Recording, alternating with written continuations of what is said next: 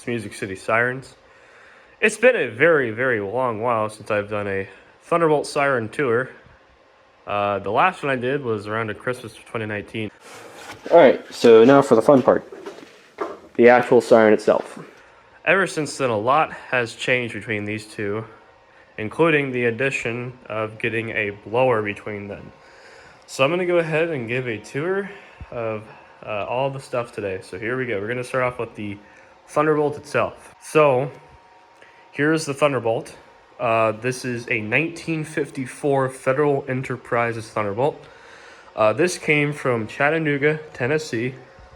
For viewers that have watched me for a long time, have already known this, but if you're new to the channel, this is where this siren came from, Chattanooga, Tennessee, just about an hour outside of where I am right now. This siren is a single tone 1000 5-port.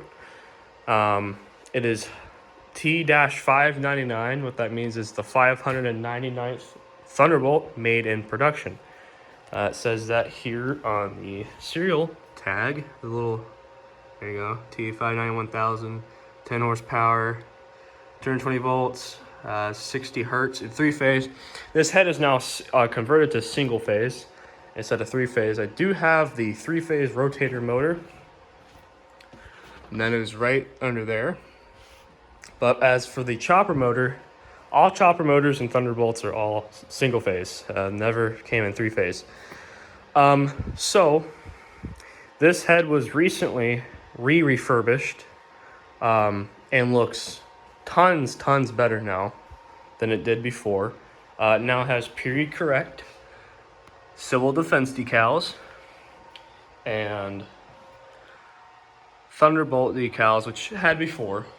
Special thanks to Tyler Brasher for making these decals for me. What I have done to restore it is I used the same paint I used before, but back in 2019, I had no idea how to paint. This thing looked awful. On camera, it may have looked fine. Trust me, in person, it looks a lot different. So what I did is I did the primer, and then did the base coat, and then I did some automotive clear coat. And then after a while, after I let it dry and cure completely, I ran some polish and wax over the paint. So this thing basically looks brand new. Looks a lot better.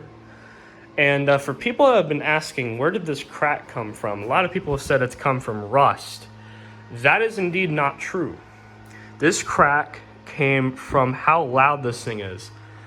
And yes, that is true. A lot of older Thunderbolts tend to crack in the same spot due to the noise of how loud this thing is. It tends to be a weak point. It's either on this side or that side, but it tends to be right around in this region as to where they will crack. So that's how that got there. At some point, I will seal that, or I will weld that back. For the time being, I am not going to do that since I just recently restored this head. So that's really all you need to know about the head. Nothing much about it right now. So here is the blower. This is a 6MC blower made by Thunderbolt.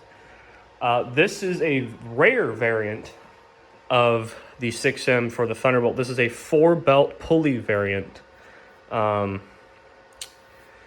These were on very few select Thunderbolts. They were specifically on in the 53, maybe early 54 Thunderbolts. This blower came from Cincinnati, Ohio. I gave this blower an entire cleanup. It looks a lot better. This is all original paint. Nothing's been touched up or anything. So what makes it rare is, this 6M is basically the same as any ordinary 6M.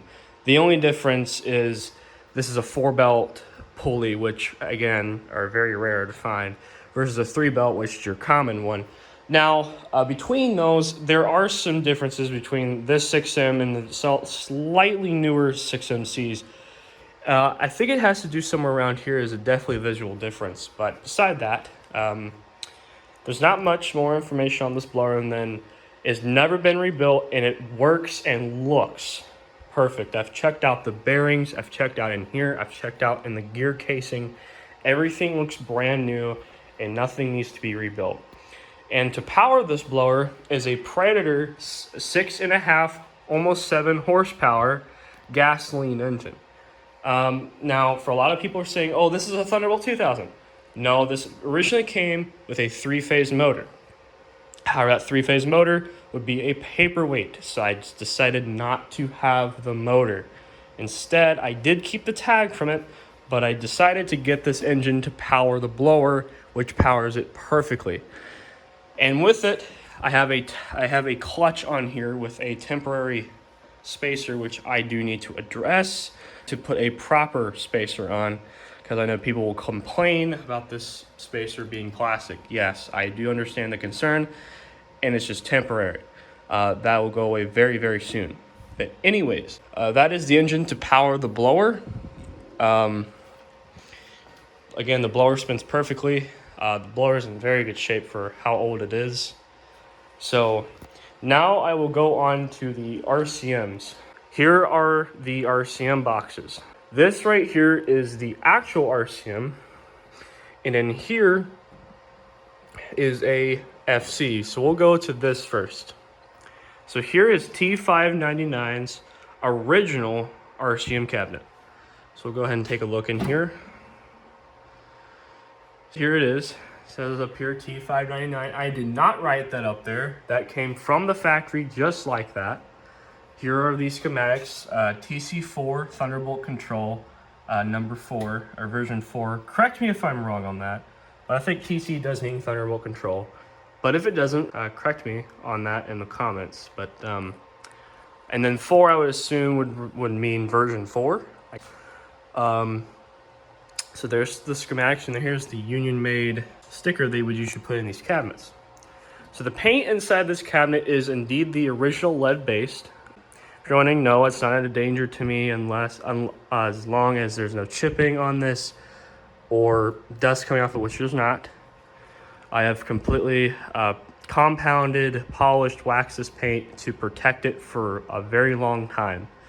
So with that being said, here is the actual RCM. I have completely taken this apart, rebuilt it, put some new components on it. It fully works, completely restored. This also is 1954 Federal Enterprise. Right there, there's the tag. A interesting fact that I forgot to mention about this is this Thunderbolt, the head had, it's obviously I had to sand it down to get it restored, but that actually was Federal Sign and Signal. This actually is not, it technically is a Federal Sign and Signal, but it's also a Federal Enterprise. So I call this kind of a hybrid head. This head was one of the very first Thunderbolts to ever come with a Federal Sign and Signal tag. How do I know this? I am in a group of people that we collect serial numbers for Thunderbolts. We map locations, and we have the serial number for T500, and that's a Federal Enterprise tag on the head. And mine's T599, and mine had a sign and signal. But during the period that this was made, the company still went by Federal Enterprise until around April or July of 1955. That's when they completely and officially changed the trademark from Federal Enterprise to Federal Sign and Signal. But this was made when Federal Enterprise was still going by Federal Enterprise, that they were starting the brand change. Anyways, back to the RCM. RCM obviously is the original. I had to switch a couple components out, including the Agasat itself. The older Agasat in here it was broken. Didn't work anymore. The coil would still get power and would still engage, but the timing part just did not work. But the RCM itself does work now. So, I mean, here's the rotator.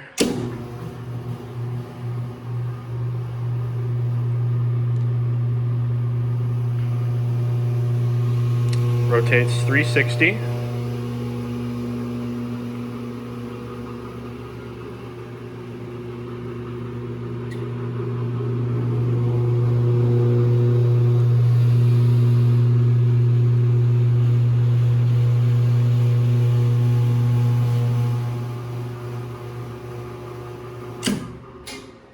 Here's the blower, which obviously I do not have an electric motor hooked up, but that's the blower starter. And here's the chopper.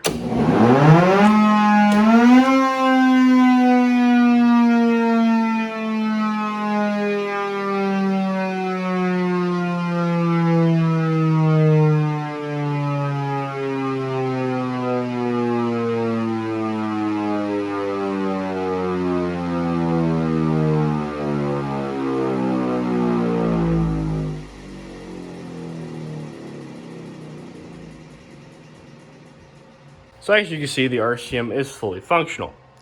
Now, with that being said, I will go ahead and go on to the last component I have on this siren, and that is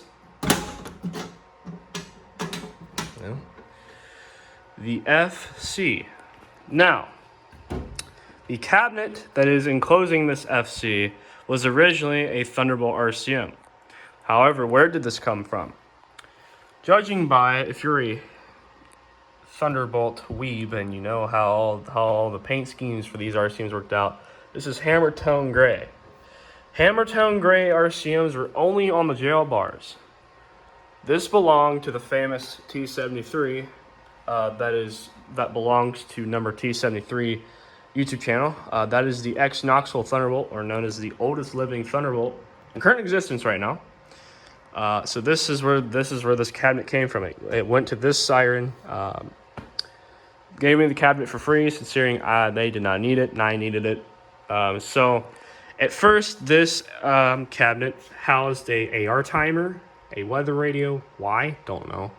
Now it houses a complete FC two-way setup that I've put together. Here's the outlets down here. I put in here the FC itself and the Kenwood TK72 762G two-way transceiver. This is completely hooked up through a system I made, just on a frequency, obviously. I can activate it from upstairs in my room through the FSK on the SS2000, as well as in Commander. If you guys want to see that video, I'll link it. It'll be in one of these corners. I don't know. But anywho, this is the FC. I'm not going to turn it on because I do have the RCM powered on, and I don't want to run the siren up completely right now. So here's a good look at the FC. And right here were the schematics on the cabinet. I did take the schematics out, and the schematics have now been preserved. I do plan to put them in a picture frame soon. And so with that, guys, has been the complete new and updated tour of my Thunderbolt 1000 siren. I hope you guys enjoyed. If you guys have any questions or comments about the siren, just leave it down below in the comments and I can try and answer. But with that, thank you guys for watching, and I hope you guys enjoyed the video.